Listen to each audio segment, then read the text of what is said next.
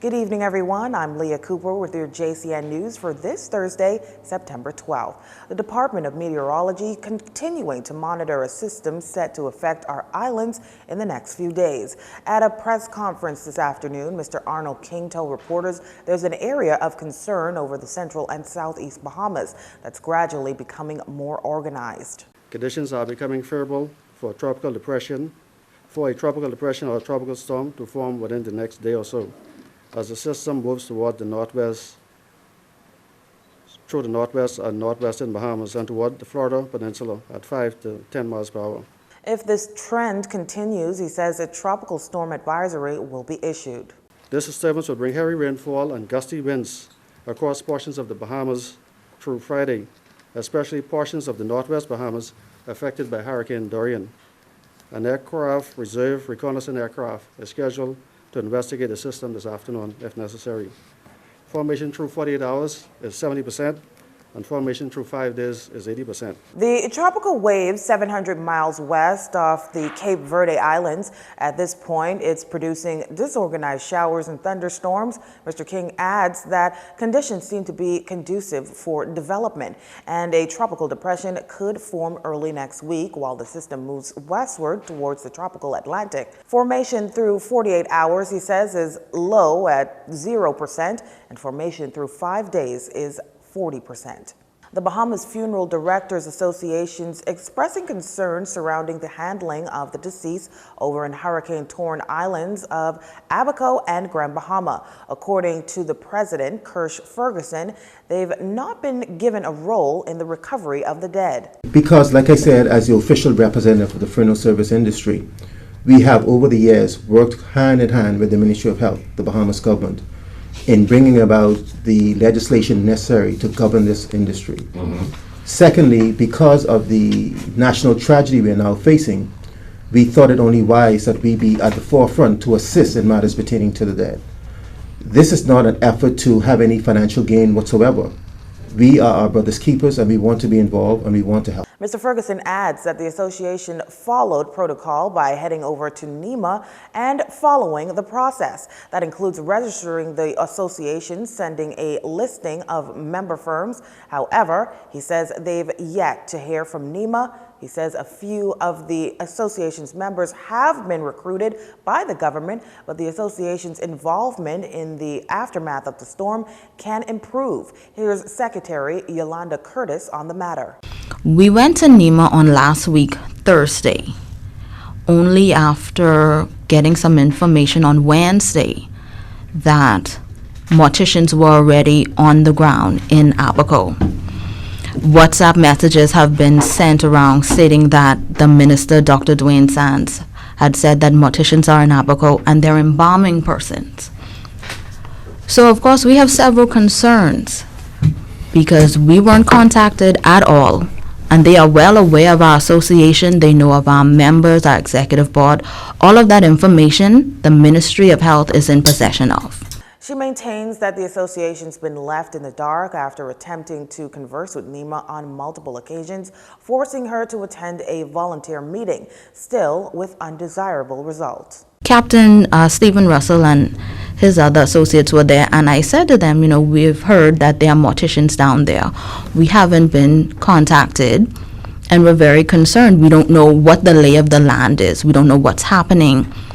In a normal instance, we have what we call a coroner's case. Yes. You identify your loved one at the morgue, you speak with the police, the pathologist gets involved, all of these things. So that's a normal progression. So we are now wondering, well, what's happening? Are these persons being properly identified? Are their photographs being taken? Are they tagged? At this point, it's some 10, 11 days later. So there's an advanced state of decomposition. So what other methods of identification are going to be employed? Dental, DNA, what do they have, a tattoo or some identifying mark? What's being done? Now, President Kirsch Ferguson says he's reached out to the BFDA member involved with recovery efforts, but has been met with opposition. What this all boils down to, rather, he says, is there's no plan in place, neither from NEMA or the Department of Health. Moving forward, it's the organization's intent to have a contingency plan in place to assist the government in whatever disaster may occur. The BFDA were guests on Love 97's Issues of the Day talk show. Calls were made to Health Minister Dr. Dwayne Sands. However, he was unavailable for comment up to news time. The number of those filed as missing has decreased. This coming from National Emergency Management Agency spokesman Carl Smith during today's press briefing. After beginning the process of cross-referencing the different databases, and you would have heard from Ms. Curry of the Bahamas Red Cross that they are also collecting data. So after cross-referencing these databases, the registered persons who have evacuated the islands are now at 1,300. This, of course, hundreds less than 2,500 recorded as missing up to Wednesday. This process is ongoing, and the Department of Social Services has partnered with the Royal Bahamas Police Force to aid in identifying persons accounted for in our efforts to remove from that missing persons list persons who have been identified, who have been found. The public's encouraged to contact the help desk at the Department of Rehabilitated Services on University Drive to report missing loved ones.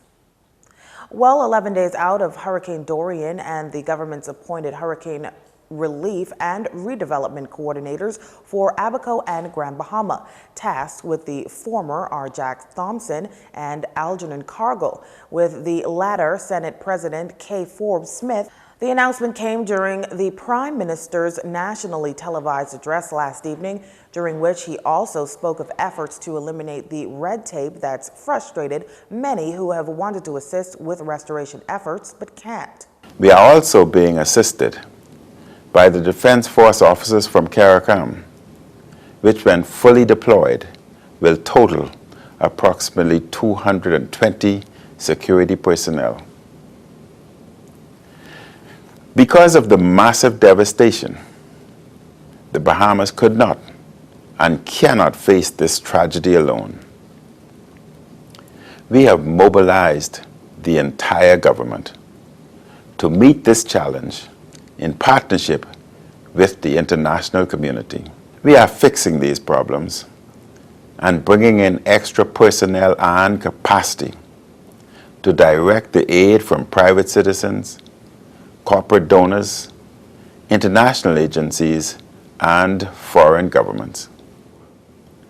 Let me also note that because of the need for coordination and to get assistance to Abaco and Grand Bahama as effectively as possible, there is the need to follow certain procedures. Now, as foreshadowed, the Prime Minister noted that there will be a national day of mourning during which flags will be flown half-mast on all public buildings.